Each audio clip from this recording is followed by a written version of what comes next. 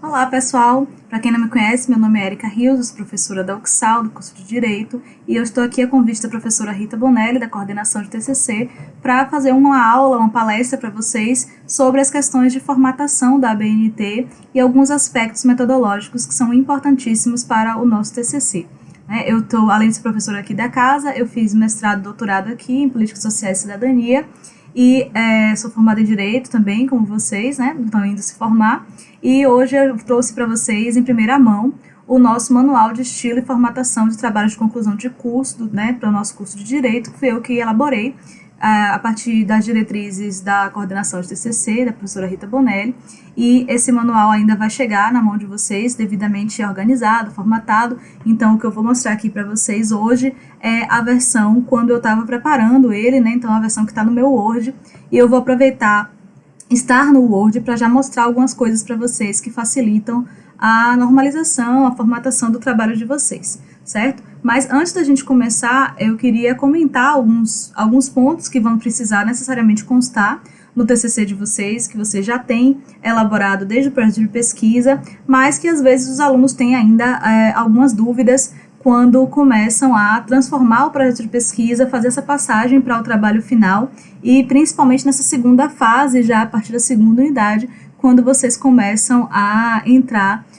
com mais profundidade nos capítulos de desenvolvimento, já vão se encaminhando para finalizar o trabalho. Então, eu vou mostrar para vocês o manual com calma, mas eu queria antes tirar algumas coisas que são dúvidas frequentes de vocês sobre esses itens de projeto, que são o problema de pesquisa, a pergunta de pesquisa, os objetivos, o geral e os específicos, a metodologia e a justificativa, e essa transição para o formato final de trabalho, de conclusão de curso que vocês vão fazer.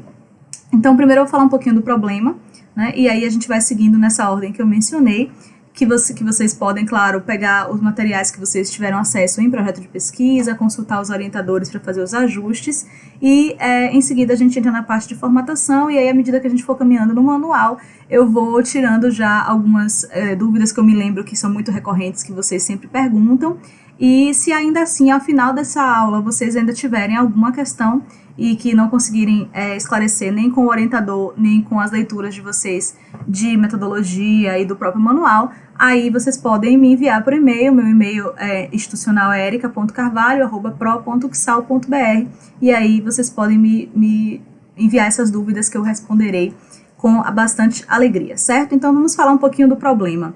O problema é, o que o nome já diz, é aquele cenário problemático que vocês visualizaram no primeiro momento, foi aquilo que chamou a atenção de vocês e que levou vocês a se interessarem por elaborar esse trabalho. Então, quando você redige o problema, você deve ocupar aí uns 2, 3, no máximo 4 parágrafos, uma coisa curta então, mas ele deve ser claro o suficiente, deve ser redigido de forma clara o suficiente para que até uma pessoa leiga consiga compreender o cenário que você está tratando, o que é que você vai abordar.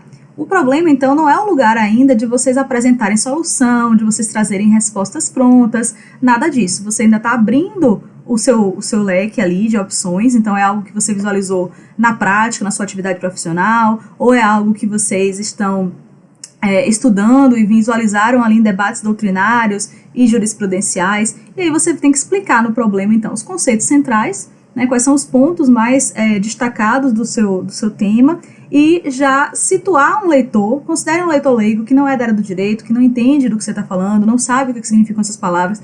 Você explica ali de forma breve, sucinta, para que alguém que está interessado, lhe perguntando sobre o que você vai pesquisar, se lê isso daí, ela já tem noção do que você vai fazer.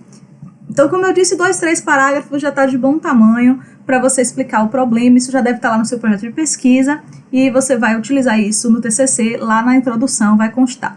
Do problema, vocês extraíram uma pergunta de pesquisa. Isso eu tenho que chamar bastante atenção, porque um erro recorrente dos estudantes de direito é querer fazer dezenas de perguntas, fazer uma lista imensa de questões norteadoras.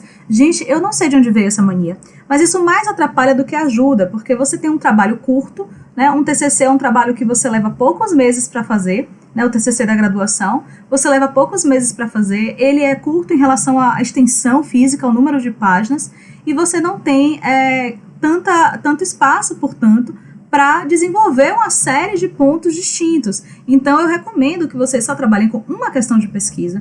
Isso é a prática nas áreas, né, sociais, nas áreas humanas, isso é muito comum. Você tem uma única pergunta que é bem elaborada, bem redigida, ela vai dar pano para manga para você discutir muita coisa. Para vocês terem ideia, no meu mestrado, né, meu mestrado dura 2 anos a 3, e no meu doutorado, que dura 4, às vezes 6 anos, no meu doutorado, tudo isso, mestrado, doutorado, uma pergunta só para o mestrado e uma outra pergunta para o doutorado. Dá tempo para você trabalhar. Tem bastante coisa que você pode extrair a partir de uma única pergunta. Então, faça uma boa pergunta.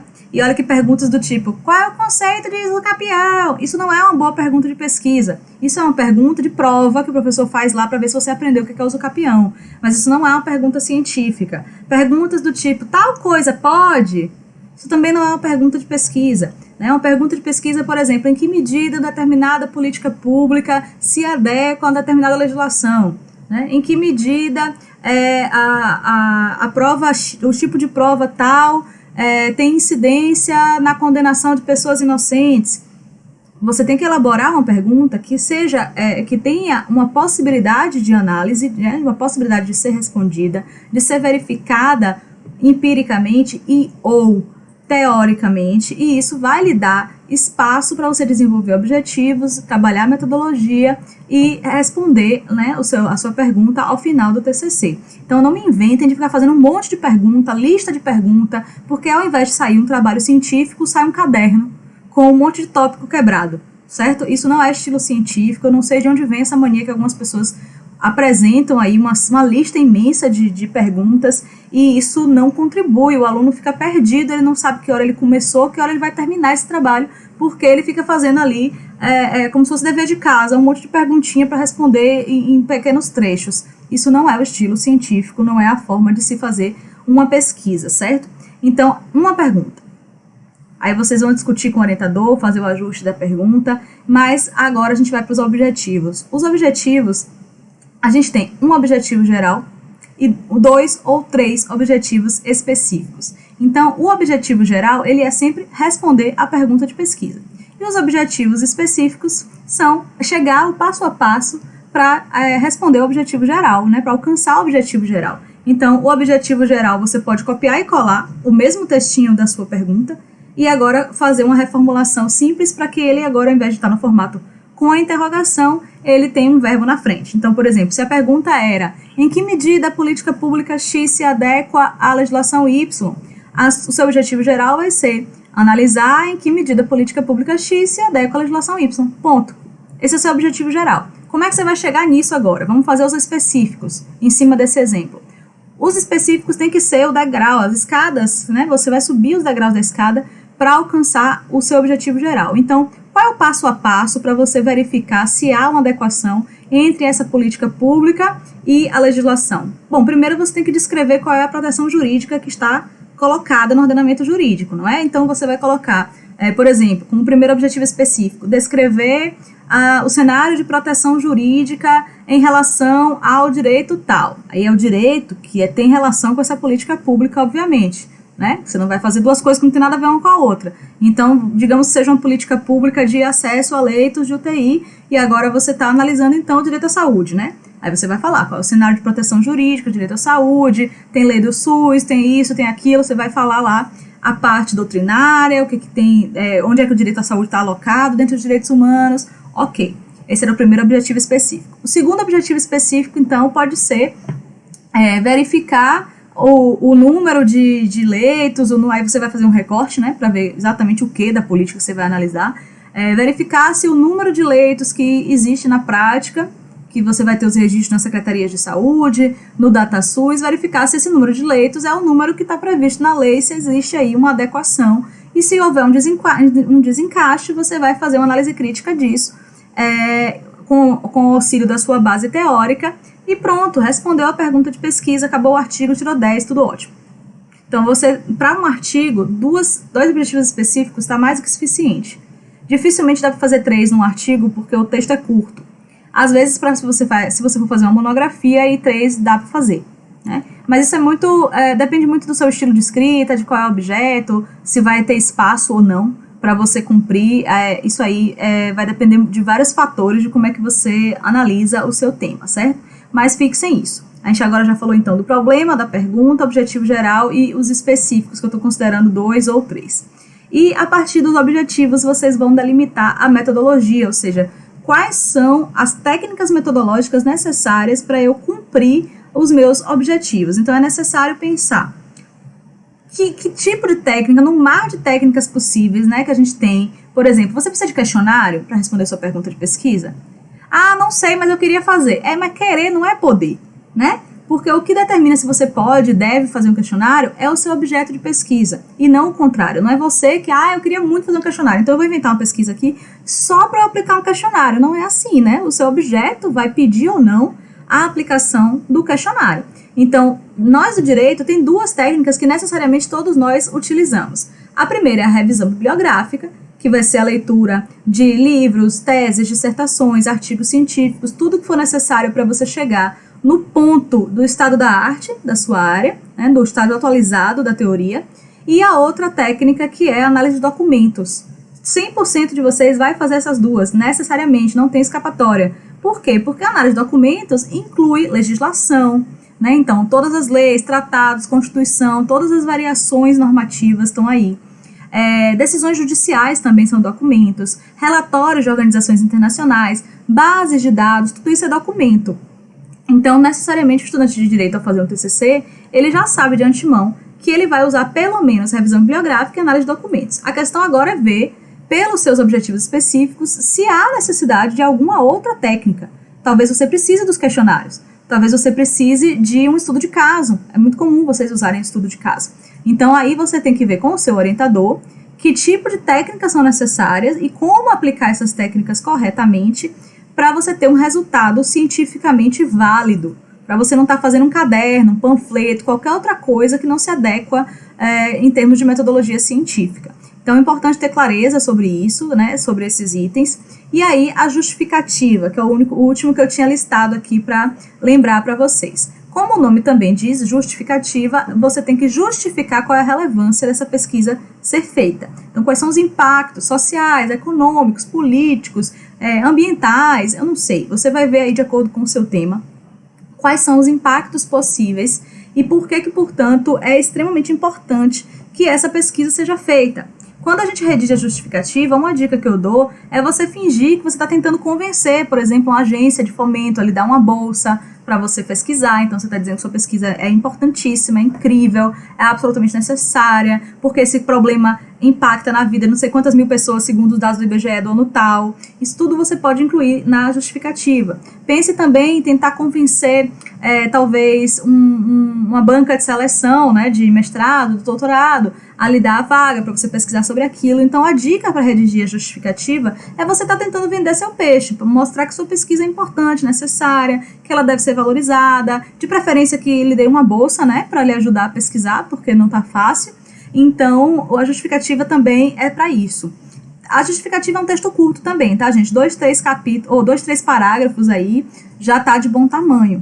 E esses elementos todos que eu tô mencionando aqui, que vocês já têm prontos, porque já estavam no projeto de pesquisa de vocês, elaborado lá na matéria de PPD, esses elementos todos vão constar no seu primeiro capítulo, que é o capítulo introdutório. Você pode chamar de introdução ou de considerações iniciais, mas todos esses elementos precisam estar lá, claramente indicados, tá? É fundamental que o leitor, se ele estiver na dúvida se o seu artigo vale a pena ser lido, ou se ele é um artigo interessante para ser estudado, na introdução ele já tem que saber se ele deve seguir adiante ou não, né? Senão vai ser que horas? Quando ele terminar de ler o texto, aí ele vai descobrir que o texto não era bem o que ele precisava, né? Então você tem que dizer claramente, o objetivo geral é esse, aquele, o objetivo específico é esse, aquele, e aí você dizer lá claramente quais são esses itens todos que estão aqui.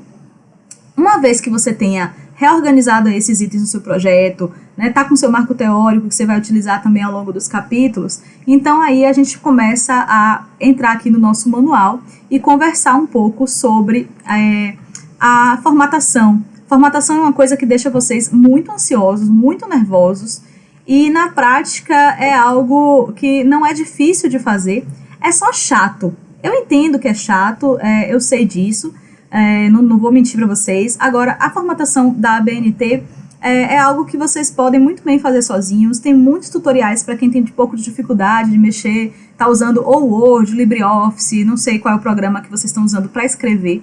A maioria das pessoas usa o Word, eu também estou aqui com o Word aberto, vocês estão vendo aqui.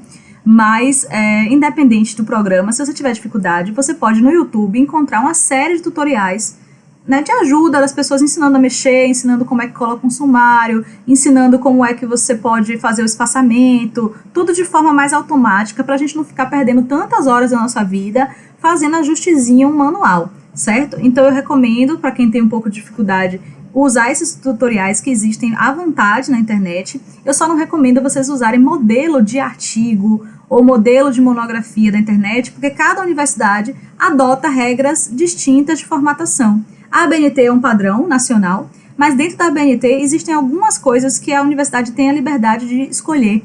E aí, se você pega o modelo de outra faculdade, ou o modelo até da UXAL, só que antigo, você pode estar cometendo algum erro ali, e isso vale alguns pontinhos na avaliação da banca, certo? Então, esse manual, como eu disse no início, está saindo do forno, vocês vão receber ainda a versão oficial que eu redigi, e está com as regras da ABNT atualizadas, tá aqui ainda, né, o sumário, então a gente vai falar um pouco, vai fazer uma apresentação do manual, vamos falar um pouco sobre a diferença entre artigo e monografia, vamos trazer os elementos pré-textuais, os textuais, os pós-textuais e, por fim, falaremos do depósito do depósito do TCC de vocês ao final da banca, já obtido sucesso, nota máxima, e aí para vocês já terem essa noção.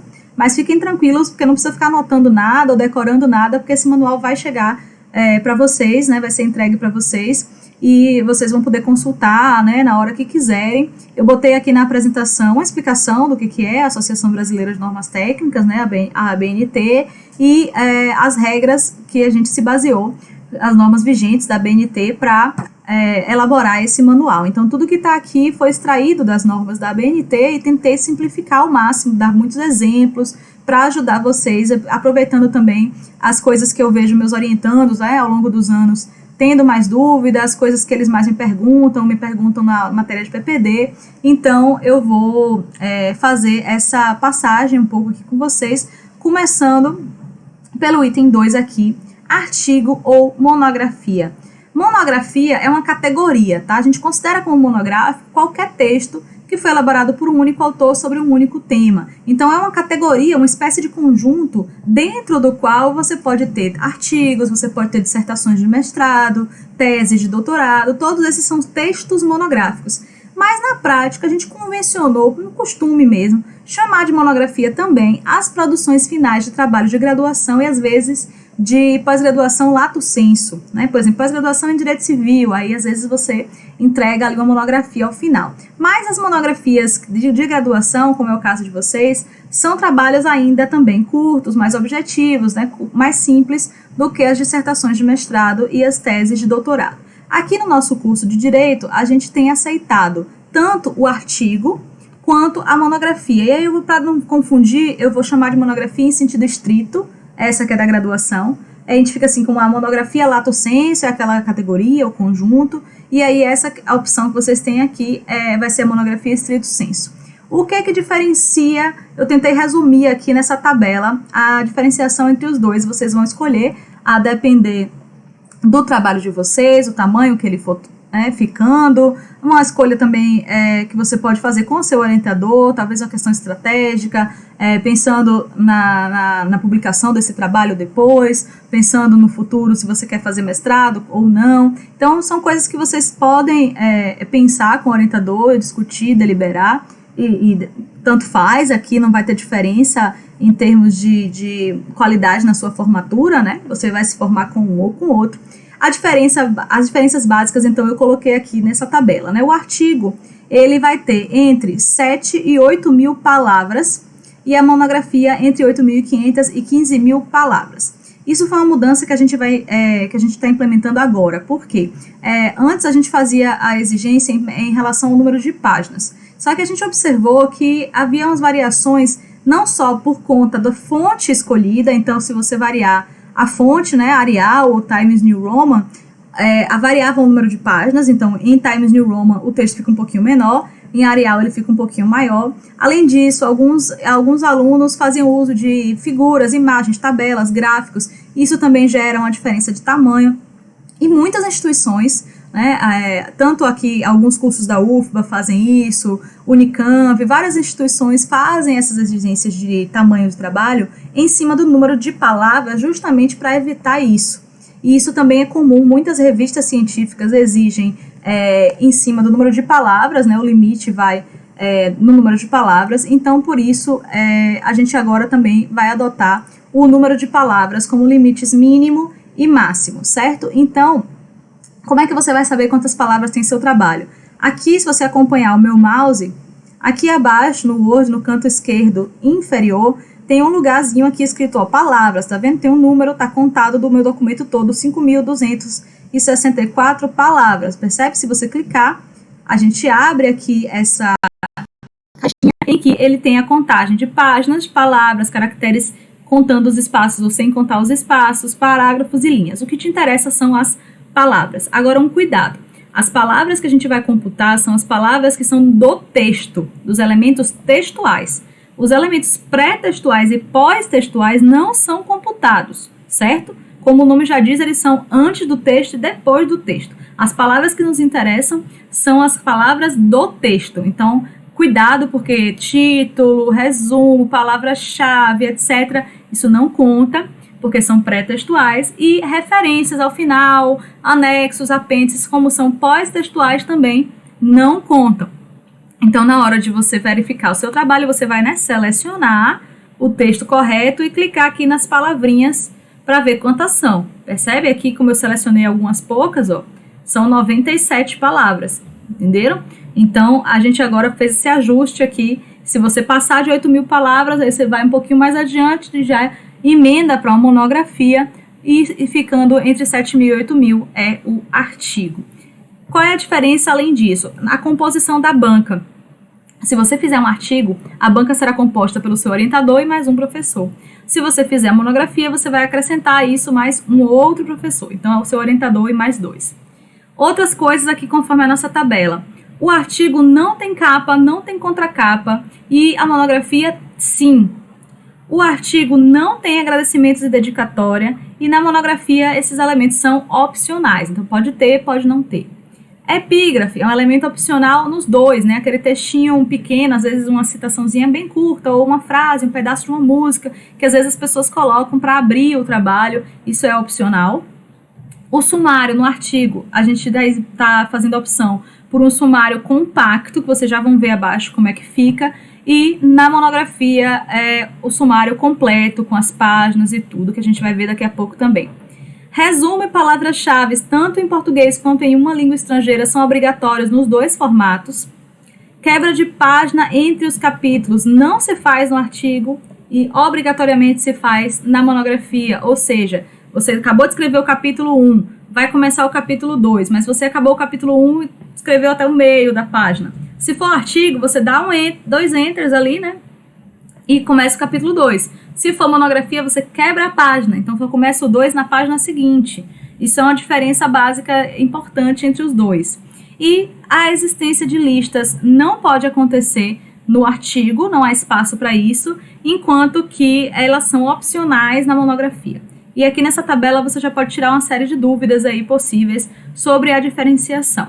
Mas independente de ser um artigo ou uma monografia estrito sensu, esse trabalho precisa ser elaborado com uma fonte única no trabalho inteiro, tudo, título, nota de rodapé, o trabalho inteiro você está numa única fonte, que pode ser ou Times New Roman ou Arial, certo? As duas aqui do Word mais comuns. O tamanho do texto comum, do texto em geral, é 12, você vai ter algumas variações em título e tal, que a gente vai ver mais adiante, mas o texto regular é tamanho 12, cor preta, alinhamento justificado, que é esse que vocês veem, que fica alinhado com as duas bordas, né? Espaçamento de 1,5 entre as linhas, e isso se você não souber muito bem como coloca, olha, eu vou fazer aqui uma seleção e mostrar para vocês. Aqui no alto, a gente tem, ó, espaçamento de linha e parágrafo, estão vendo? Daí, se você clicar, você pode fazer o ajuste, percebe? 1,5, 1,15, aí você ajusta conforme seja a exigência, no caso do trabalho acadêmico, 1,5, sem espaçamento entre os parágrafos. Às vezes o pessoal fica botando um bocado de enter entre um parágrafo e outro, às vezes no vício de petições, de onde estagia. Aqui não, aqui você simplesmente dá um enter e continua escrevendo, nada de ficar botando espaço extra entre os parágrafos. Em notas de rodapé, legendas, tabelas, aí você vai botar essa fonte tamanho 10, ela vai ficar menor. Em citações diretas longas, aquelas que vão sofrer um recuo, né, que tem mais de 3 linhas, a fonte deve ser tamanho 10 ou 11, você opta o que você achar mais bonito, mas se você preferir 10, é 10 em todas as citações diretas. Se for 11, também é 11 em todos, não pode ter uma 10, uma 11, uma 10, uma 11, não pode ficar alternando, tá? Então você uniformiza. Em todos esses elementos que eu mencionei agora, então nota de rodapé, legenda, tabela e citação longa, o espaçamento entre as linhas, aí você vai mexer aqui de novo, vai ser espaçamento simples, também alinhamento justificado. Sobre as margens, aqui também coloquei as margens superior, essa margem aqui lá no alto da página, e a margem esquerda devem ter 3 centímetros de recuo, então você mexe na régua aqui, ó, e faz o ajuste, e as margens do lado direito e inferior devem ter 2 centímetros. Então, a primeira coisa que eu indico você fazer quando você abrir o Word, começar a fazer seu trabalho, é mexer logo nessas margens e ajustar isso, né? Para você não ficar depois se esquecendo e isso ficar passando batido. O recuo de início de parágrafo de 1,25 centímetros, feito a partir da régua. Olha a régua aqui em cima, ó.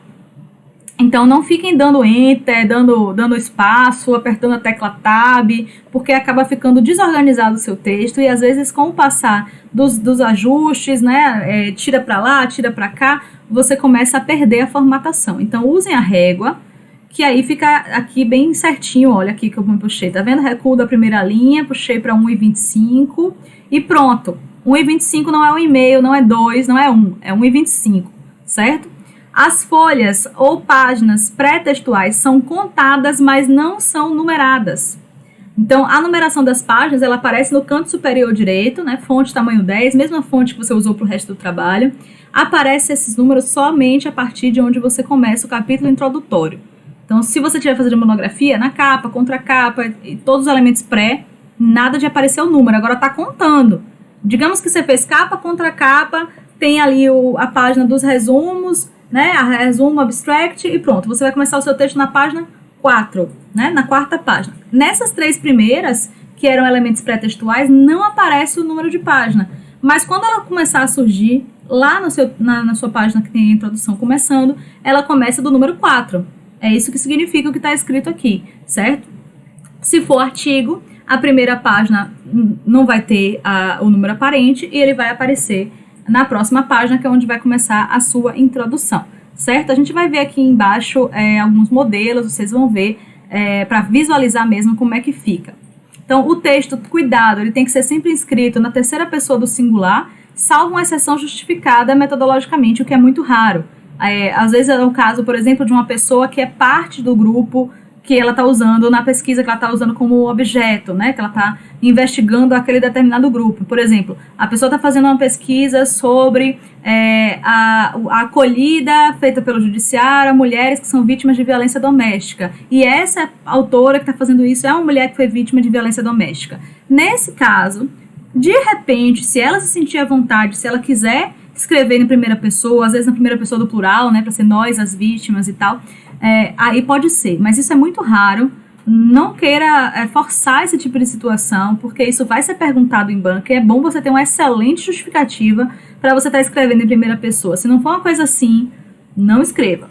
O ideal, o corrente, o usual é escrever na terceira pessoa do singular. Então vocês deem uma relida, revisem o texto de vocês para tirar coisas do tipo sabemos que, nananana, e aí você troca para sabe-se que. Isso é importante, tá? Vamos adiante para falar agora dos elementos pré-textuais, assim que eu beber um gole de água. Os elementos pré-textuais, como o nome diz, são aqueles que estão antes do texto, eles antecedem o texto. Então a gente tem uma norma específica da BNT, que é a 14724, que vai dizer quais são esses elementos, né, e vai nos dizer como fazê-los. Para nossos trabalhos que são artigos, a gente só vai incluir autor, né, título, as informações sobre autor e orientador ali, que vão aparecer na nota de rodapé, resumo em português e em língua estrangeira, palavras-chave também, e um sumário compacto, que a gente vai ver agora o modelo. Então, vamos ver o modelo da primeira página de um artigo. Aqui vocês vão considerar que esse número de página aqui, 7, só está aparecendo porque a gente está no meio do manual, né? Porque se fosse o seu trabalho, esse número de página não estaria aparente.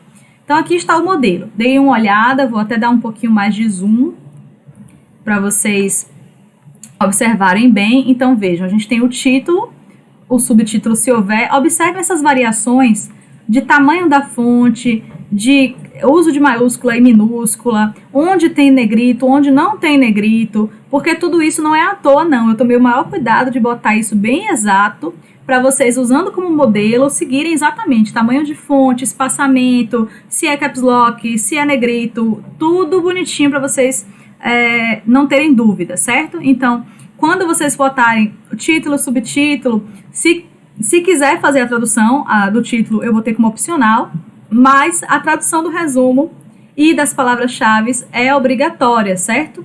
Porque todas as revistas acabam exigindo isso, então é melhor vocês já colocarem aqui. Reparem que onde tem aqui nome do aluno ou da aluna e nome do orientador ou da orientadora, a gente tem aqui, ó, notas de rodapé. Aqui são os números que indicam as primeiras notas de rodapé que vocês devem indicar nas notas de rodapé suas características, né? Graduando do curso de Direito, o e-mail, as características do seu orientador também, você vai colocar titulação, etc., né? E aqui você já abre na nota de rodapé. Cuidado, tem gente que fica tentando fazer isso de forma manual e fica completamente fora de formatação. Então, a nota de rodapé, vocês vão incluir aqui por essa aba de referências, que está carregando aqui agora. Deixa o meu computador colaborar, né? Pronto. A gente tem aqui, ó, nas referências, nós temos inserir nota de rodapé. Então, é clicando aqui que você vai gerar a nota de rodapé para que elas sejam todas bonitinhas, na mesma ordem, né? Seguindo a ordem numérica e não ficar uma bagunça. Essa linha de divisão aqui, ela já é formada automaticamente quando você usa a ferramenta certa. Então, não fique tentando fazer as coisas manualmente quando não tem necessidade, tá? Aqui nós temos as instruções sobre resumo. Então, o resumo ele deve ser em português, em texto único, sem quebra de parágrafos, espaçamento simples entre as linhas, entre 100 e 250 palavras, e ele precisa esclarecer qual é a pergunta de pesquisa, qual é o objetivo geral, quais são os objetivos específicos, a metodologia utilizada e fazer um breve relato dos resultados da pesquisa. Isso tudo tem que caber em, no máximo, 250 palavras. Também não é para você fazer 3 frases que seja menos do que 100 palavras, tá? Tem aí um mínimo e um máximo. Você sempre deve redigir o resumo na terceira pessoa do singular, com o verbo na voz ativa, em frases correntes. Não invente de enumerar tópico, porque fica errado. A frase de abertura do seu resumo já deve explicitar o tema do trabalho, ela deve de imediato se identificar a que veio, né, o trabalho. Então, não use frases negativas, não fique tentando fazer grandes firulas aqui, porque esse é um texto muito técnico e ele precisa conter nominalmente esses elementos. O leitor ele tem que enxergar, você tem que dizer para ele, o objetivo geral do trabalho é esse. Os objetivos específicos são esse e aquele. A metodologia utilizada para isso é tal. Você tem que ser muito claro aqui no resumo, porque o leitor, muitas vezes, ele só vai ler isso para decidir se vai adiante, continua lendo o seu trabalho, ou se o seu trabalho não interessa para ele, ele vai abandonar. Então, é importante você deixar tudo claro aqui no resumo. As palavras-chave também são um elemento obrigatório. São 3 a 5 que você precisa colocar, separadas entre si por ponto final. E essas palavras, às vezes, vocês levam para literalidade, ficam pensando que tem que ser, por exemplo, liberdade provisória, são 2. Não, liberdade provisória é uma palavra-chave só. A palavra-chave é a expressão, né, ali o conceito. Mas também não exagere para o outro lado de fazer frases inteiras achando que isso é palavra-chave, tá? Então, assim, nem 8, nem 80. A expressão, a ideia fechadinha é uma palavra-chave. Então, direitos humanos, liberdade provisória, né? Você veja aí quais são as que se encaixam na sua pesquisa. Depois, fechado esse texto, você faz a tradução. Pode ser para inglês ou pode ser para espanhol, a língua que você achar bom aí, italiano, enfim. Mas é bom você fazer uma tradução tanto do resumo quanto das palavras-chave. Se for em inglês, que é o mais comum vocês apresentarem, aí o nome do resumo é abstract, e se for também em inglês, as palavras-chave se chamam keywords. Daí a gente segue para o nosso sumário compacto. Aqui está o modelo para vocês utilizarem. Então, olha, bem juntinho uma coisa da outra, não tem número de página. A gente bota, né, o nome dos capítulos. Reparem que aqui no subcapítulo, se alguém quiser fazer subcapítulo, eu botei aqui com modelo. Quer dizer, então os títulos de capítulo são em negrito e em maiúscula. Se houver subcapítulo, você tira o negrito e mantém a maiúscula. Se tiver mais uma quebra ainda, você vai botar 3.1.1, 3.1.2, né? Aí vai ser sem a maiúscula e com o negrito de novo, né? Mas normalmente a gente não recomenda que vocês façam isso não. Fiquem aí no limite do subtítulo, porque o trabalho é curto, senão fica muito ruim a leitura. E botei aqui ao final, reparem, referências também constam no sumário, só que não tem número. Referência não é um capítulo a mais, né? Então elas não são numeradas. O resto é numerado. Se houver anexo, aí eu botei aqui a forma também, se vocês quiserem, se tiverem anexos e apêndices, mas nem sempre eles estão presentes, né? E daí em diante começam os capítulos, né? Introdução ou considerações iniciais, aí você começa o seu trabalho. Então esse é o modelo de início do artigo. Se a opção for a monografia em sentido estrito, aí a gente vai ver o modelo aqui agora adiante. Veja que a gente descendo, aqui está o modelo de capa, vocês podem, né, copiar. Reparem também que tem diferença do tamanho aqui, deixa eu botar na página inicial. Tem diferença do tamanho, reparem, ó, 16, depois 14. Então, os números, o tamanho aqui desses itens é diferente, vocês devem se atentar a isso. Salvador, o ano de defesa do seu trabalho. Aqui nós vamos descendo para ver a contracapa. Veja que aqui já tem um detalhe, né? Artigo apresentado, eu botei artigo, mas aqui no caso é a monografia, né? Monografia apresentada como requisito parcial para obtenção do título de bacharel, orientador tal pessoa, vocês vão preencher. Aqui está o modelo para apresentação do resumo e das palavras-chave e abstract na monografia. Também atentem para onde tem negrito, onde não tem, onde tem letras maiúsculas, onde não tem, para vocês preencherem esse modelo da forma correta. Número de folhas aqui, né, eu botei o exemplo. Então, sigam bonitinho, com detalhe, essas formatações para não haver erro. Aqui o modelo de sumário completo, né, com o caso da monografia, então vai ter aqui a numeração das páginas, o recuo em relação a subcapítulos, se existirem, não é obrigado a ter. E caso vocês não saibam fazer, eu recomendo vocês olharem tutoriais no YouTube e aprenderem a fazer o sumário automático. Ele também tem aqui a previsão na aba de referências, reparem aqui na esquerda, onde meu mouse está colocado, e aqui tem um botão chamado sumário.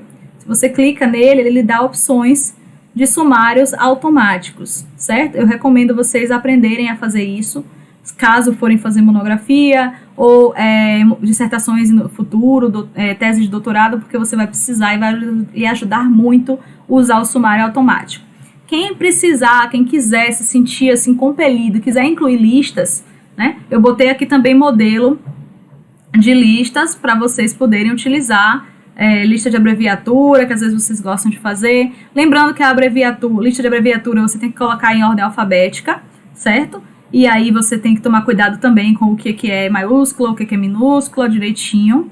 E vamos então ao que mais nos interessa, que são os elementos textuais, né? Como eu já disse, aqui eu tenho algumas coisas repetidas sobre como deve estar formatado o seu texto, mas eu queria chamar a atenção das partes, né? De como é que a gente vai dividir o nosso trabalho, quais são as partes, o que é que tem que constar em cada uma delas. Então, quando a gente está falando da introdução ou das considerações iniciais, esse é um texto introdutório que está escrito no tempo verbal presente. Cuidado que às vezes a gente fica oscilando, não presta atenção e bota presente, passado, presente, passado, presente, passado.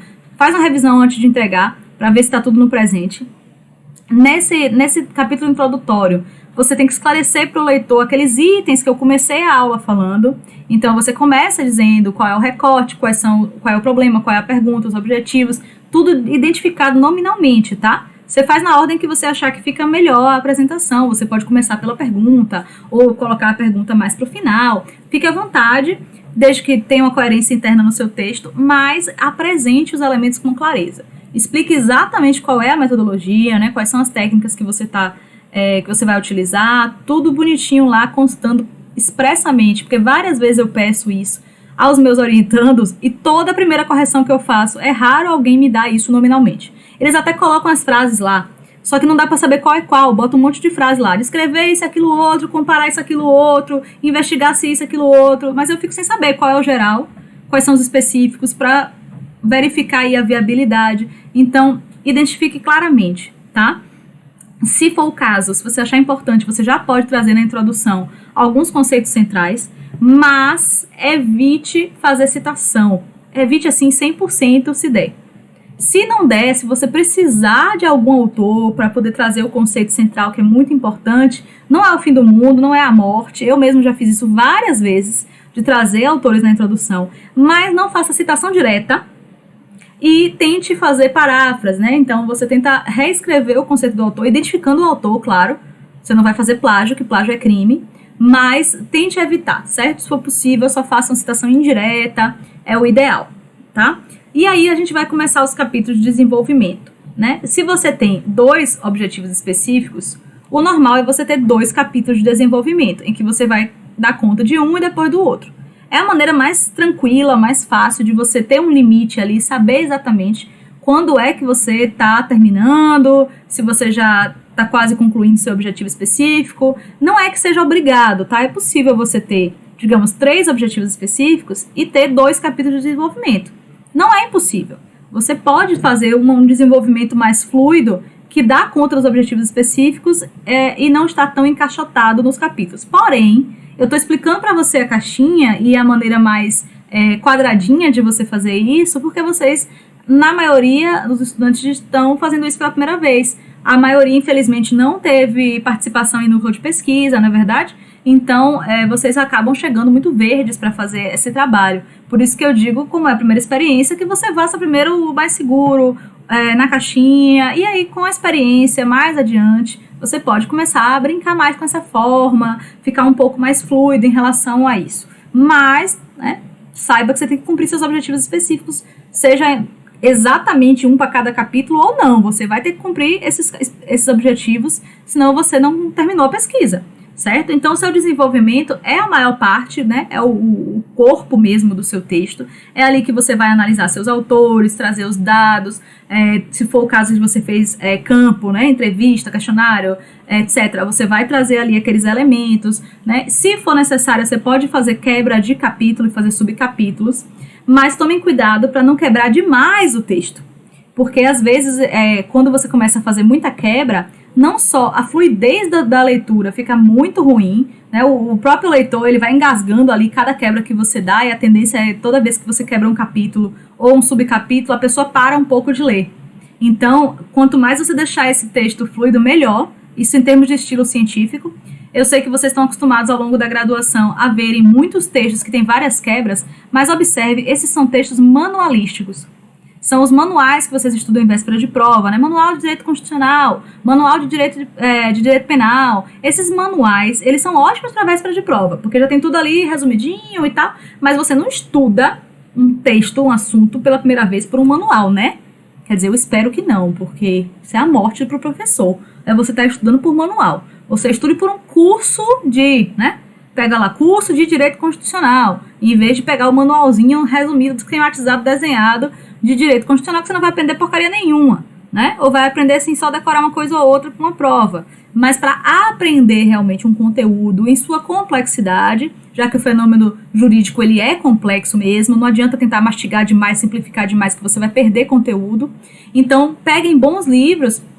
E aí vocês vão ver que os livros bons, feitos em cima de pesquisa, em cima de produção de ciência séria, eles não têm toda hora uma quebrinha. Os textos são mais fluidos. Então, para um texto de pesquisa, como é um artigo, como é a monografia, evite tanta quebra, tá? Não é bom para... Até o seu raciocínio começa a embolar um pouco, porque toda hora você tem que retomar o capítulo anterior e conectar com o próximo, e isso aí vai lhe tomando um parágrafo ou dois.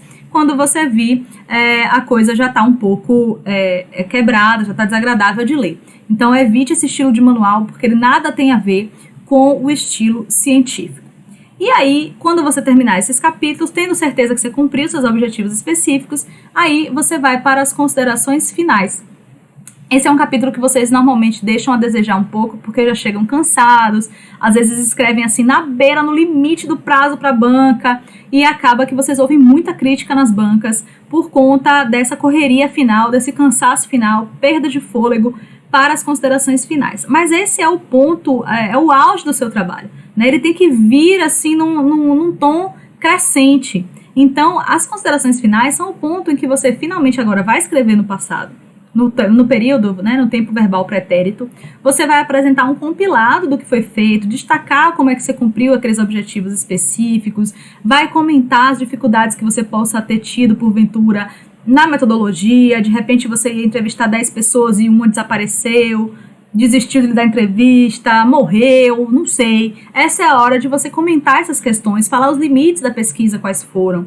E ao final você faz ali seu apanhado crítico, né, do objeto e abre novas perguntas, né, e deixa uma abertura para futuro, seja você o pesquisador que vai continuar estudando aquilo, sejam outros futuros pesquisadores da área que vão continuar adiante levando aquelas investigações. Agora, um cuidado, isso aqui é uma coisa bastante comum no direito, é um erro muito comum.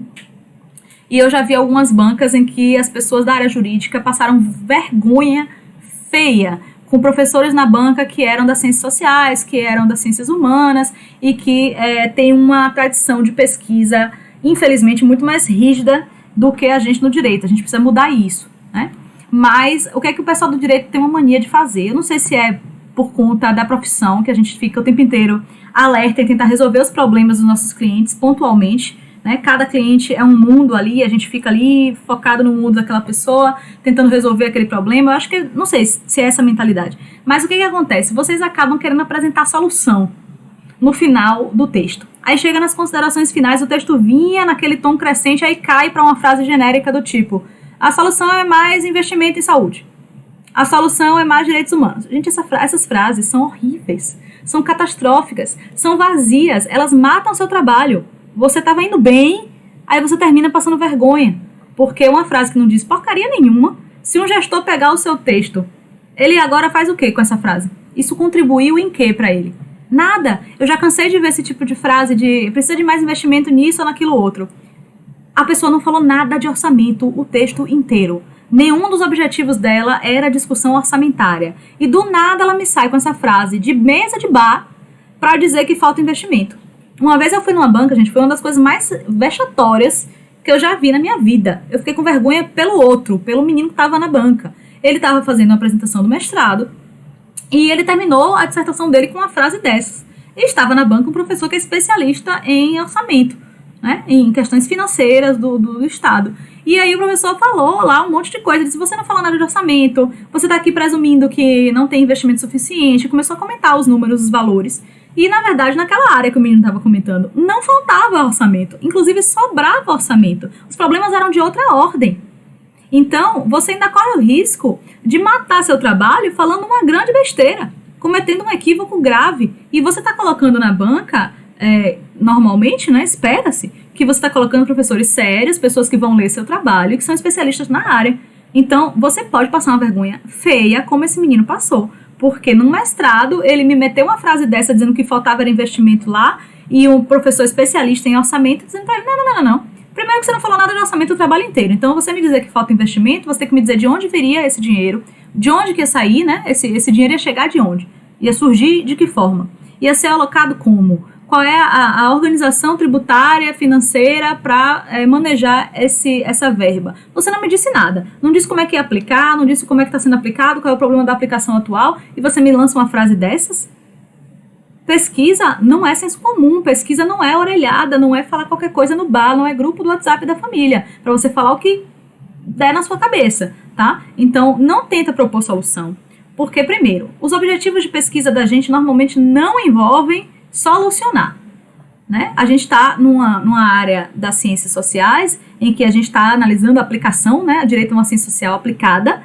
Então você está observando a realidade concreta, você está fazendo muito mais um serviço diagnóstico, crítico e de descrição e compreensão do que um discurso propositivo. Você não é legislador, esse não é o seu papel nesse momento. Você pode um dia ser, nada impede. Alguém aqui inclusive pode ser agora, está no mandato aí, não sei. Mas, enquanto estudante que está fazendo um TCC para se formar em direito, você não é legislador. Enquanto estudante que está para se formar em direito, você também não é do poder executivo, você não é o gestor público. Então, não está na sua alçada solucionar uma política pública, solucionar uma questão legislativa. Você pode analisar criticamente, fazer uma série de reviradas aí nesse objeto. Mas daí é você dizer, aqui está o projeto de lei alternativo. Não, isso não cabe num projeto de pesquisa desse. Também não cabe você, ao final, sair com essas frases assim, vagas, dizendo que falta mais amor, falta mais direitos humanos, né? Pelo amor de Deus. Aí você bota no seu blog, aí você faz uma live no Instagram, né? Inspiradora, tudo bem. Você faz um poema, tudo bem. Você escreve lá pro seu deputado com a sua ideia que você teve de legislação, tudo bem. Mas para pesquisa não tá tudo bem. Ficam horríveis essas soluções no final e você acaba jogando seu trabalho que estava indo bem lá para baixo. Péssima ideia, tá? Então, assim, pelo amor de Deus. E às vezes acontece que a pessoa teve o senso, o tino, teve um orientador até que disse, não faça, tira esse negócio daí. Aí você tira. Chega na banca, tem um professor lá, às vezes tem essas figuras, né? E o professor é que vai apertar sua mente e dizer, mas você não propôs nada. Por que você não propôs alguma coisa? Aí você calmamente pega a sua garrafinha de água, bebe um gole, respira e diz, professor, mas não estava nos meus objetivos de pesquisa propor uma nova política pública, propor uma lei, propor uma solução. Como estava fora dos meus objetivos, não me cabia fazer isso. E pronto, e espera. Você deu a resposta correta. O ideal até é que seu orientador responda isso, mas se ele comer uma bola lá na hora, se distrair, você calmamente responde isso. Porque os limites da sua pesquisa são os objetivos. Se não está nos seus objetivos, não é para você fazer. Vai ficar errado se você fizer. Você deve se limitar a cumprir os seus objetivos. As chances são, se você tinha 2 objetivos e saiu fazendo outra coisa em paralelo, algum desses 2 aqui vai sofrer. Vai ficar meio, né? Vai ficar pela metade, vai ficar mal feito. Se não ficarem os 2 mal feitos, né? Porque às vezes falta espaço. Então, foquem nos objetivos de vocês. Delimitem esses objetivos com muita clareza, de forma que na hora que você terminar o capítulo, você vai saber que o objetivo está cumprido. Você vai ter essa clareza. Então, cuidado, porque esses erros nas considerações finais, às vezes, matam o trabalho de vocês. E é muito triste, até como agora falando como uma professora que está na banca, é muito triste você ver o trabalho todo lendo e está muito bom, aí chega nas considerações finais, a pessoa já não saiu ali, né, muita coisa. Então, isso é bem preocupante, por isso que eu estou chamando tanta atenção. Vamos aqui adiante agora, e agora a gente vai para uma parte final mais rápida, porque o manual ele explica de forma bem detalhada e tem muitos exemplos para vocês não fazerem confusão das maneiras de fazer citação. Adiante vocês vão ver as maneiras de referenciar cada tipo de obra. Então, as citações, a gente tem citação direta curta, né, em que você copia e cola na íntegra as palavras originais do texto do outro autor, e quando copia e cola, ela dá ali, no máximo, 3 linhas inteiras. Se for esse o caso, você mantém aí o texto regular, só que bota as aspas e sinaliza, né, o sobrenome do autor, ano e página exata do trecho copiado, como está aqui no exemplo. Se passar de 3 linhas, você agora tem uma citação direta longa. Essa é a citação que vai sofrer o recuo de 4 centímetros, como está aqui no nosso modelo, né? Ele vai estar com a letra menor, pode ser 10 ou 11, nesse caso aqui está no tamanho 10, vai estar justificado, né, aqui alinhado, os 4 centímetros de recuo, sem aspas, perceba. Então, a citação curta, direta, tem aspas, mas a citação direta longa não tem aspas. É possível ainda vocês fazerem citação indireta ou paráfrase, em que você não vai copiar e colar exatamente com as mesmas palavras, você faz ali um ajuste, né, reescreve, mas é obrigatório mesmo assim você incluir a referência, o autor, o ano, e se for um pedaço muito específico da obra, também a página. Se não for um pedaço muito específico, você estiver falando assim, por exemplo, o conceito de biopoder de Foucault, porque o conceito de biopoder ele fala ao longo de um livro inteiro e ainda comenta em outras obras, então você pode colocar só a referência do ano daquele livro lá, onde ele está mais falando sobre isso, certo? Então, essas são as maneiras de vocês fazerem as citações. Se na citação que você vai copiar ou utilizar, dentro da citação já tem aspas, Ao transpor, você vai colocar aspas simples, aquelas que só tem uma perninha, né? As aspas comuns têm 2 perninhas e as aspas simples, as aspas usuais, né? São aquelas com 2 e as simples é aquela que só tem uma, você pode colocar dessa maneira. Aí eu botei uma série de exemplos aqui para você articular o nome do autor e como é que você faz essa citação, se o nome do autor aparecer antes, né, se forem 2 autores, livro com 2 autores ou 3 ou mais, se forem autores com o mesmo sobrenome, botei aqui todos os detalhes, né, depois vocês podem ler aí com calma, verificar no caso concreto de vocês, qual é qual, se você tiver alguma dúvida, tá? Eu acho que essa parte de como fazer a citação é uma parte até intuitiva, né, uma vez que você se acostuma que o sistema é autodata, que não é para ficar colocando em nota de rodapé. Pelo amor de Deus, não fique botando em nota de rodapé. Isso não é o formato ABNT. Tem revista, tem livro, tem editora que opta por essa formatação. Mas a ABNT não é assim. A ABNT é autodata dentro do texto, como estão os nossos exemplos aqui que vocês estão observando, né? Agora, o que vai variar é, dependendo de como você fizer a frase, né? Você apresentar, por exemplo, como diz Alvarenga, aí você bota o ano e aí, né, o comentário lá. E aí você vai ajustando a depender de quantos autores são, você está usando ao mesmo tempo vários autores para corroborar um conceito, uma ideia, aí você vai seguindo aqui esse modelo, acho que não vai sobrar nenhuma hipótese que não esteja coberta, né? Então aqui veja que são muitas as hipóteses, né? Obra com autoria desconhecida, como é que você faz para referenciar palestra, debate, artigo eletrônico, quando você não consegue acessar o autor original, uma série de exemplos aqui, modelos. Sobre as notas de rodapé, você só deve usar a nota de rodapé para explicar ou complementar algum ponto do texto. Não use as notas de rodapé para botar referências regulares. A única exceção é se você botar na nota de rodapé um exemplo de uma coisa, por exemplo, uma notícia de uma revista, de um site, só para dar um exemplo, uma coisa muito pontual, muito pequena ali, aí você pode até colocar na nota de rodapé. Dentro do formato ABNT também, né? Tipo, conforme reportagem divulgada no Natal, e aí você coloca lá no padrão ABNT, que vai ter as referências ao final. Tudo isso é excepcional, tá? Via de regra, você só vai colocar na nota de rodapé essas explicações. Eita, eu subi aqui sem querer, não foi? Essas explicações e complementos. Sobre os títulos e os subtítulos, eles devem ser todos numerados. O que você não numera são as erratas, agradecimentos, listas, sumários, referências, glossário. Então, os elementos pré-textuais e pós-textuais, que aí você vai colocar a palavra centralizada em tamanho 12 e as demais coisas dos títulos. Os títulos vão ser todos numerados, né, tem a explicação toda aqui, você vai seguir a numeração. Os títulos que ocupem mais de uma linha devem ser, a partir da segunda linha, alinhados abaixo da primeira letra, da primeira palavra do título, então bota tudo justificado. O uso de siglas, vocês às vezes fazem na ordem ao contrário. Quando você for mencionar uma sigla pela primeira vez, você deve indicar a expressão inteira, o nome inteiro da coisa por extenso, e depois colocar a sigla entre parênteses, como temos aqui, Associação Brasileira de Normas Técnicas, entre parênteses ABNT. Depois que você apresentou a expressão completa e botou a sigla, daí em diante no texto, você só deve utilizar a sigla para evitar confusão. Então aí você segue todo o resto do texto, toda vez agora vai ser só ABNT, não vai mais ficar repetindo o nome completo, certo? Essa é a lógica para siglas.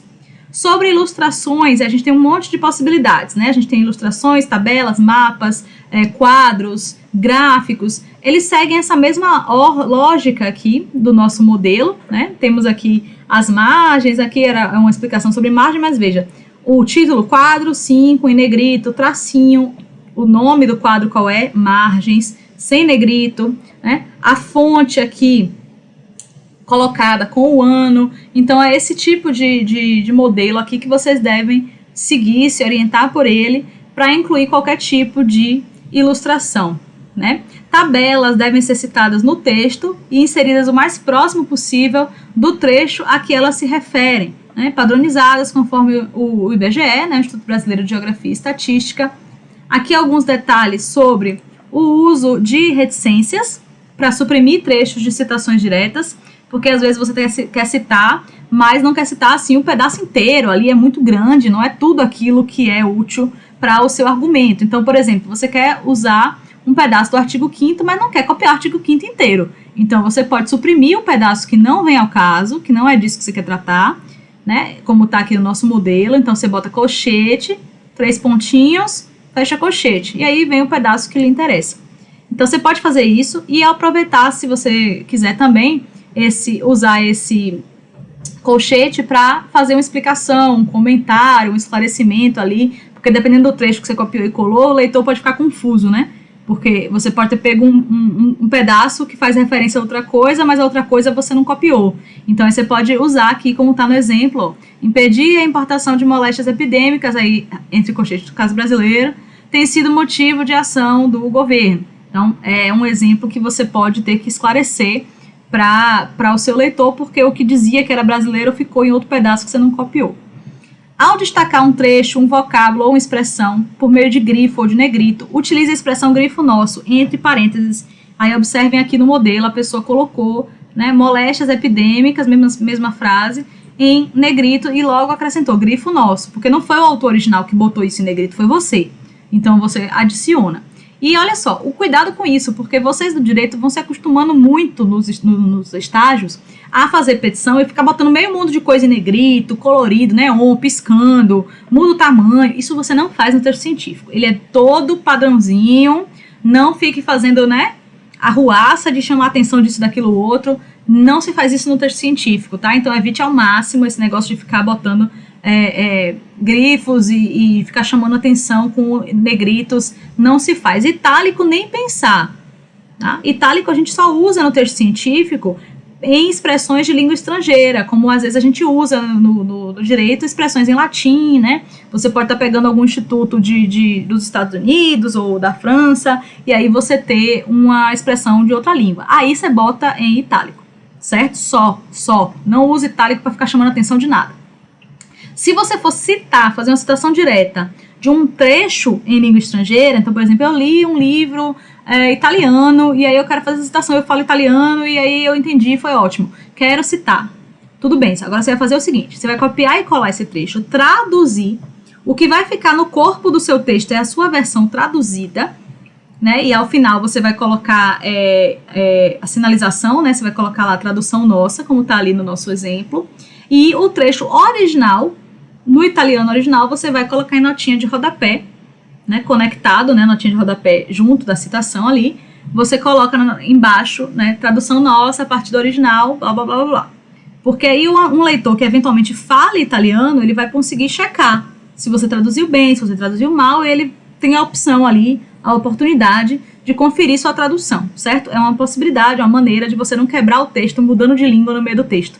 Tem gente que coloca o original no meio do texto e bota a tradução embaixo. Isso eu já vi algumas vezes, só que é desagradável a leitura, porque se você está lendo em português e de repente aparece um texto em alemão, dá uma quebrada, ainda que seja espanhol, ainda que seja uma língua que você domine, mas para o leitor padrão, o leitor médio, digamos assim, né, ele vai ter uma sensação de quebra ali, daqui que ele pare, volte e ache a nota de rodapé, talvez ele perca o fio da meada, então é importante você colocar no texto ele inteiro numa mesma língua.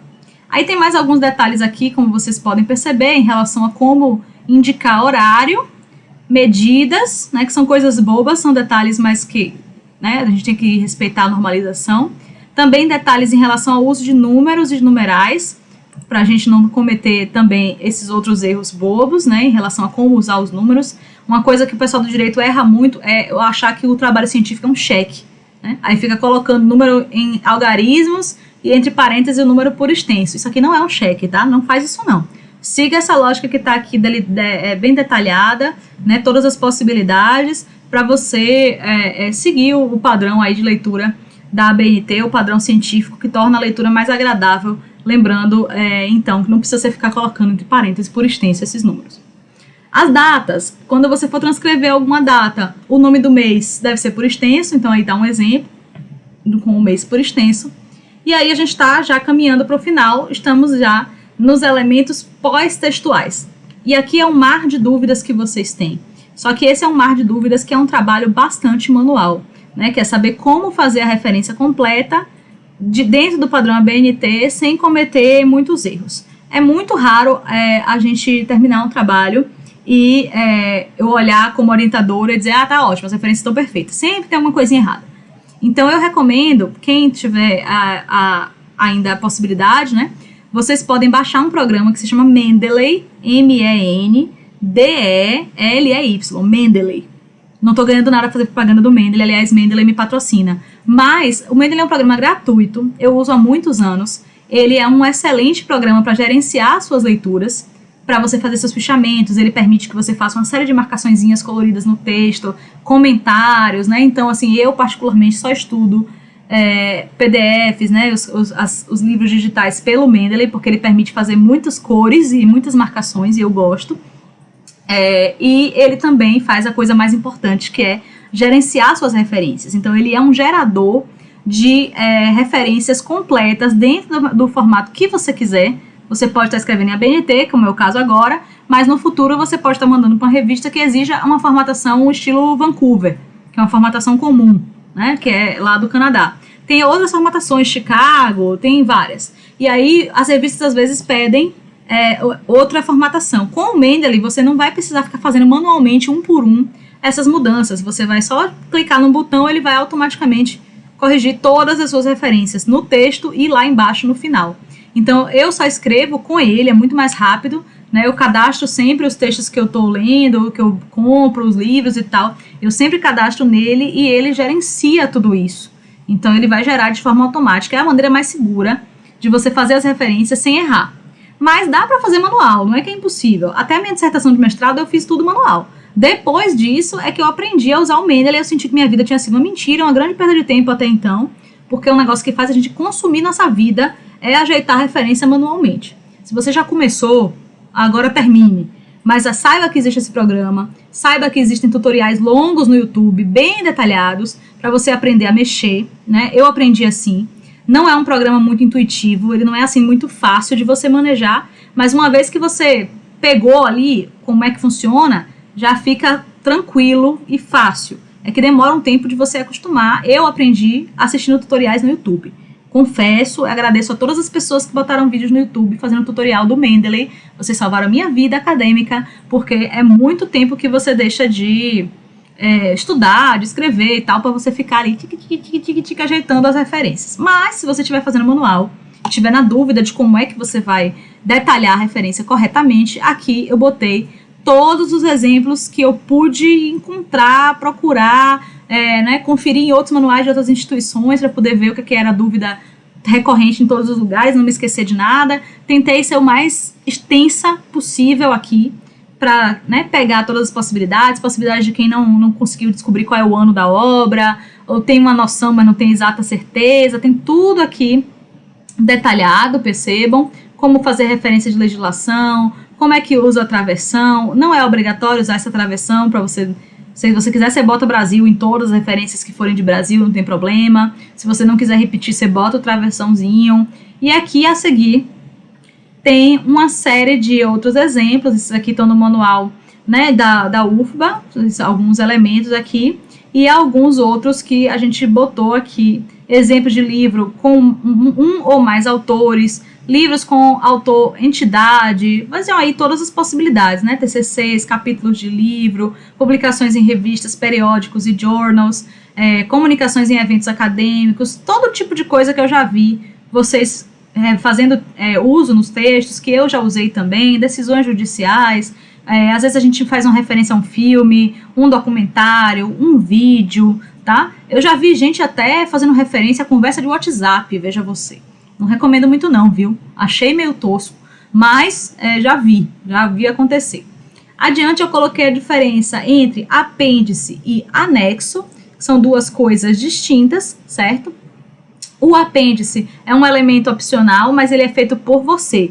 Foi o autor do texto que elaborou. Pode ser o termo de consentimento livre esclarecido que você usou com seus entrevistados, pode ser a lista de perguntas que você fez para seus entrevistados. Isso tudo é apêndice, e aí você vai colocar um apêndice para cada documento da sua autoria. Não é obrigatório. Eu, particularmente, eu obrigo meus estudantes, meus orientandos, a colocarem como apêndice o termo de consentimento, quando eles fazem questionário, entrevista, etc., e a lista de perguntas. Eu obrigo. E quando eu estou em banca, se a pessoa fez perguntas, fez questionário, etc., e não me botou isso no apêndice, eu pergunto cadê? Porque é algo que me ajuda muito a entender ali como é que aquelas perguntas geraram aquelas respostas, né? Então eu acho muitíssimo importante. A maioria das revistas boas, científicas, elas exigem que você entregue esses documentos ao final. Então, assim, tecnicamente é algo opcional? Sim. Mas na prática todo mundo exige? Sim também. Então, né, tá avisado. O anexo, ele também é opcional e ele não foi feito por você. Então, por exemplo, resposta de e-mail que você recebeu do Ministério Público, do Tribunal de Justiça, né, de uma solicitação que você fez, aí você coloca como anexo, porque foi um documento que não foi você que elaborou, né, você utilizou para sua pesquisa, mas não é da sua autoria. Fiz aqui um destaque sobre o comitê de ética. Toda universidade possui um comitê de ética, e quando vocês fazem algum tipo de pesquisa que tenha contato direto com seres humanos, é importante você passar pela aprovação prévia do comitê de ética antes de interagir com esses seres humanos, para evitar que você tenha algum tipo de comportamento antiético, algo que possa causar uma violência, uma revitimização, né? Então, é importante vocês conversarem com o orientador de vocês para saber qual é o procedimento, quais são os prazos, como é que isso tudo vai ser realizado, né? Você vai ter que elaborar um termo de consentimento livre e esclarecido, não pode fazer entrevista, questionário, nada que interaja com outro ser humano sem ele exprimir a autorização e ele entender o que é você está fazendo, por que você está pedindo essa colaboração dele, né? Então, tem modelo de TCLE que você pode encontrar na internet. Se o seu orientador estiver costumeiramente orientando os que fazem esse tipo de pesquisa, ele vai ter um modelo, né? Eu mesmo tenho, porque todo semestre alguns dos meus orientandos fazem campo. Então, inevitavelmente, eles usam o termo de consentimento livre e esclarecido. Tem aqui as resoluções necessárias, né, para você se guiar para elaborar esse termo. E o questionário, as listas de perguntas, etc., às vezes vale a pena você também inserir. Por fim, o nosso último tópico é a padronização do CD. Vocês vão depositar o TCC de vocês gravado num CD. No dia da banca, vocês vão levar esse CD, certo? Você vai apresentar seu trabalho e tudo, entregar esse CD plotado nesse modelo que está aqui. Deixa eu diminuir um pouco para poder vocês verem ele inteiro. Acho que aí dá dando para vocês verem, né? Essa é a formatação modelo para vocês fazerem a plotagem do CD. Não peguem qualquer papel ofício e colem no CD não, que a gente não pode aceitar, certo? Por quê? Porque na hora que essa cola, esse papel entra nos computadores para ser lido, ele pode danificar o computador e não ser lido e ainda estragar a máquina, né? Então a gente não vai aceitar, tem que ser o CDzinho plotado com essas identificações, né, da instituição, do seu campus, nome, ano, tudo direitinho. Você vai dentro do CD gravar 2 arquivos. O seu TCC vai estar gravado em formato PDF e em formato DOC. Os 2 formatos você grava e coloca esse CD ou naquela capinha plástica, pode ser transparente, colorida, como você quiser, ou naquela capinha de papel. Tem uma capinha de papel também, que às vezes o CD já veio nela. Não tem problema nenhum, não precisa você ficar repetindo as informações nessas capas. Você pode entregar só o CD com a plotagem e a capa peladinha, sem nada, não tem problema. Mas cuidado para você não se esquecer. E é possível que na banca os avaliadores façam algum tipo de comentário, alguma correção, alguma coisa que seria inteligente, seria interessante você corrigir, você ajustar, melhorar alguma coisa, né? Até para você se proteger, porque se esse trabalho vai ser depositado, se você tirar entre 9 e 10, você pode autorizar que seu trabalho fique publicado no repositório institucional da universidade, certo? Isso é interessante, porque seu trabalho vai ficar disponível para consulta, vai poder ser citado, isso é bom, né? Do ponto de vista acadêmico, divulga a ciência, é sempre bom. Você vai preencher uma autorização, se você quiser autorizar, mas imagine, isso vai estar na internet. Se tinha alguma coisa extremamente, né, boba ou não, ou algo mais grave, mas que valeria a pena você corrigir, é melhor você corrigir, ir para casa, pega o CD, leva para casa, corrige, salva de novo, e aí você entrega para o seu orientador. Aí se acontecer isso na banca, Você combina com seu orientador um prazo, 1 dia, 2 dias, coisa rápida, para poder você fazer essa modificação e depositar ainda no prazo das bancas do seu semestre. Porque se acabar o prazo de banca do seu semestre e você não tiver depositado, você vai ser reprovado, certo? Então, muita atenção a isso. Eu nunca vi acontecer ninguém ser reprovado por isso, mas, né, eu tô chamando a atenção porque às vezes vocês estão afobados em fim de semestre, às vezes é OAB, acontece alguma coisa, vocês ficam aí mais nervosos. Então, eu tô chamando a atenção disso, só para vocês não se passarem nesse aspecto. Então, aqui ao final eu botei as referências que eu usei para elaborar o manual. Então, as normas da BNT, o manual atualizado também da nossa colega UFBA. E aqui, então, temos todas essas informações que vocês vão receber direitinho com a devida formatação, que esse aqui é o formato meio cru, né? Mas vocês vão receber o manual para todas essas consultas, certo? Para vocês não terem nenhuma dúvida. Como eu disse, alguns desses erros que eu fui chamando a atenção foram as coisas que eu já vi com mais frequência, mas tem uma outra coisinha que eu acho que ainda temos uns minutinhos para eu poder comentar, que eu acho que eu posso salvar aí algumas pessoas de alguns erros que também são recorrentes. Um erro muito grave e que também, infelizmente, no direito é típico, é a profecia autocumprida.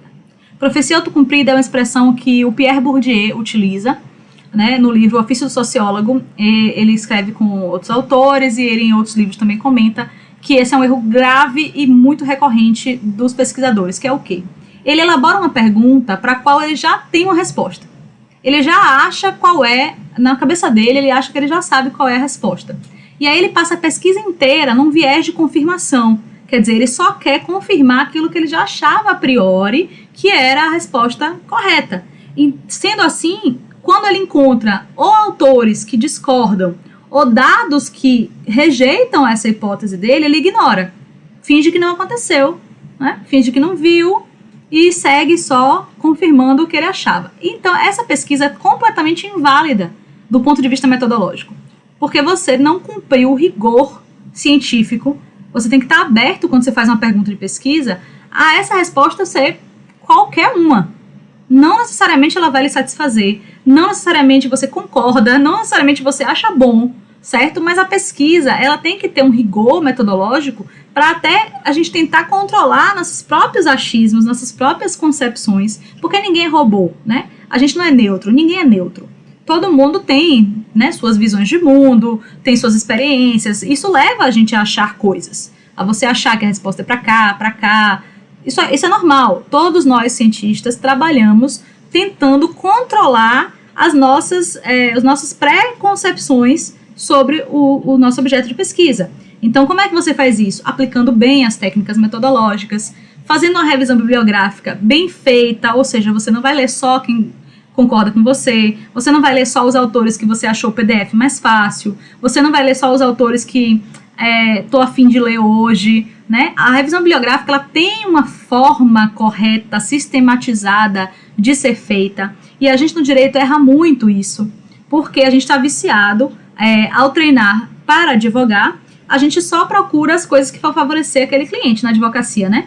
O cliente faz tudo errado, você vai catar uma tese obscura, que só tem uma pessoa que defende no mundo, uma decisão judicial que foi nesse sentido no mundo, e você cita dizendo que é jurisprudência, você cita dizendo que é o maior autor da área, você inventa coisa na petição. Eu sei que é isso que você vai fazer, porque você está cumprindo a sua profissão ali, né, de defender o seu cliente. Ok.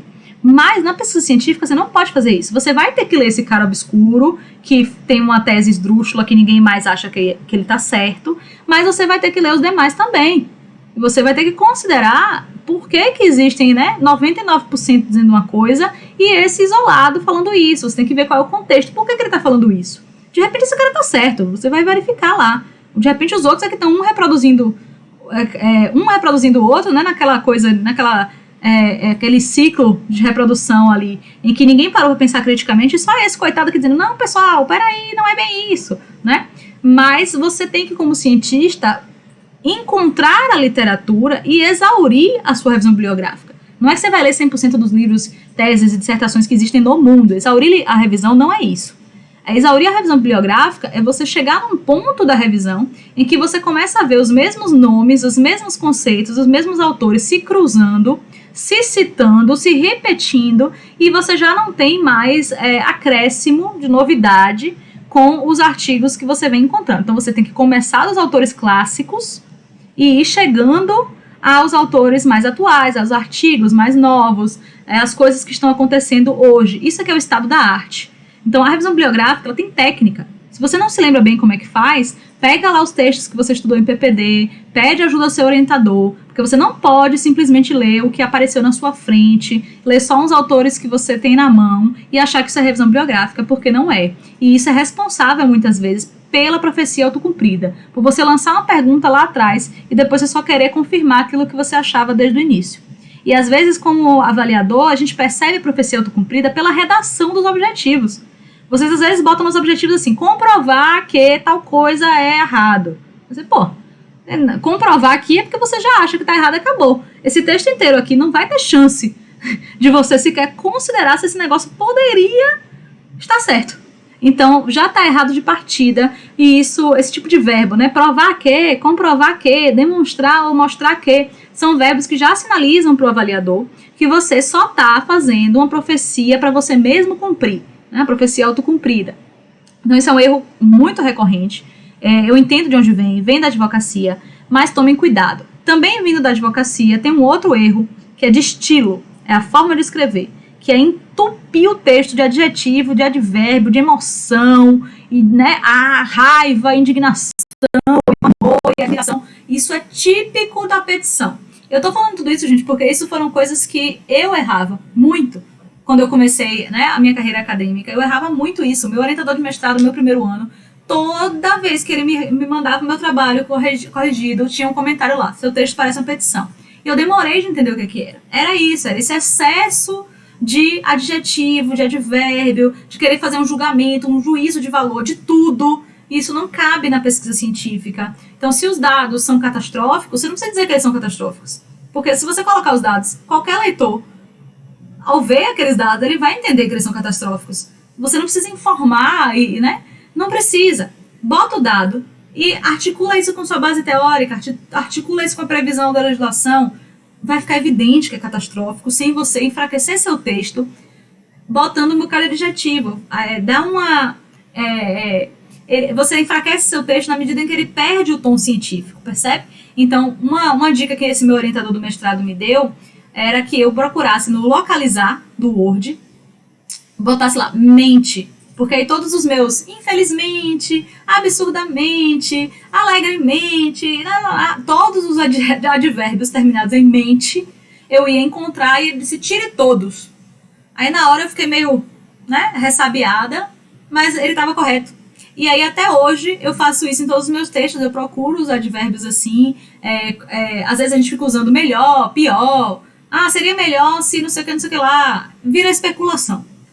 Melhor do que o quê? Baseado em que critério? Comparado com o quê? Onde? Quais são os limites? Quais são as balizas desse comparativo? Então, cuidado, certo? Com adjetivos e advérbios, porque eles tendem a retirar o caráter científico do seu texto, ou pelo menos enfraquecer bastante, né? Então, ao invés de você ter ali uma robustez teórica e de dados, você começa a fazer uns comentáriozinhos de juízo de valor que você faria na mesa do bar e que não tem lugar num texto científico, certo? Outras coisas, para terminar aqui, a última coisa que eu acho bom chamar a atenção de vocês, que é um erro comum, é vocês tentarem fazer capítulo histórico. Eu tenho uma saga pessoal contra os capítulos históricos, porque o que eu já ouvi de desaforo em trabalho meu no passado e em bancas de colegas, por pessoas que não são historiadoras, inventando de fazer capítulo histórico.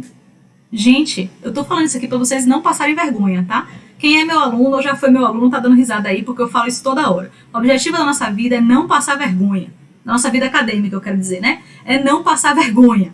Não digo que o nosso objetivo seja ganhar o Nobel da Paz, não. Se não passar vergonha, já tá bom, certo? Então, não me inventa de fazer capítulo histórico se você não é historiador. Eu tenho orientandos que às vezes são historiadores. Esse semestre eu tenho um Luiz que vai estar me assistindo aí, provavelmente. Luiz é historiador. Oi, Luiz. Luiz pode. Vocês que não são historiadores não podem. Certo? Por quê? Porque vai fazer tudo errado, vai ficar horrível. vai fazer coisas do tipo, primeiro Aristóteles disse isso, aquilo, outro. Logo em seguida veio Kant. Logo em seguida, uns 2000 anos mais ou menos de diferença, mas logo em seguida, a gente faz esses saltos, porque nós somos do direito, nós não somos da história. A gente faz esses saltos absurdos, a gente faz umas generalizações, assim, completamente descabidas. A gente quer olhar para o passado com as nossas lentes de hoje. Então, são vários anacronismos que a gente comete. Então, não recomendo de jeito nenhum. Geralmente, nada contribui para o seu trabalho. Você ficar fazendo histórico, ou tem gente que também fica querendo comparar vários países. Não faça isso. Estudos comparativos levam anos. Geralmente, assim, as professoras que eu conheço, que são metodólogas, que são as pessoas mais capacitadas que eu conheço, que fazem pesquisa há 60 anos, todas que eu já perguntei, já conversei sobre isso, falam, não me invente de fazer estudo comparativo se não for no doutorado.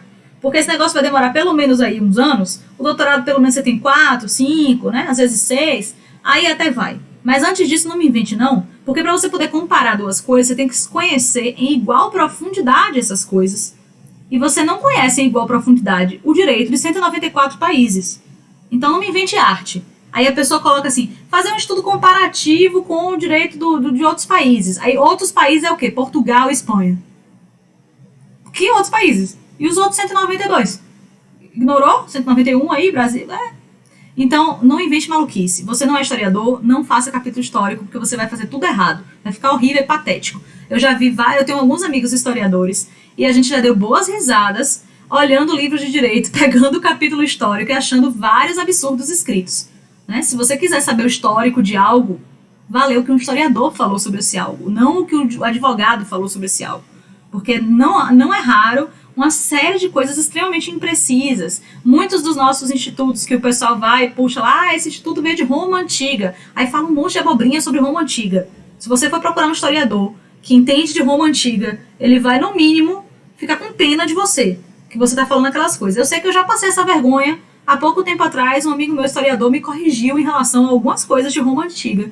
Vira e mexe eu comento na sala quando eu passo essas vergonhas, né? Que aí eu conto para vocês não passarem a mesma vergonha que eu, né? Mas a gente tem que tentar, né, evitar, né? A gente do direito já passa várias vergonhas com as outras áreas das ciências humanas e sociais, então vamos diminuir aí, né? Não me inventa não. Capítulo histórico, você não tem objetivo específico de fazer histórico porque você está escrevendo histórico.